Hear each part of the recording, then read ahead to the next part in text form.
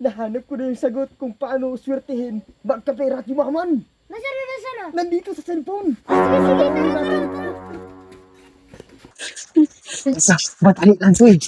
Nakita ko na, panood ko na to. Kailangan natin ng lighter. Sige. Tapos kailangan natin ng kandila. Ayan, kandila. Teka. Bakit may kandila? Papaswerte yan. Ano sinasabi na papaswerte? Ano ka ba? Yaman na tayo. Ito, panoorin natin ha. Easy ka lang dyan ha. Panoorin natin ha. Welcome to the tutorial on how to attract money. The very first step is to light a candle. This step should preferably be done with a match. But if you did it with a lighter, you can't blow out the candle, okay? If you blow out the candle, don't light it again. Otherwise, it causes the opposite effect.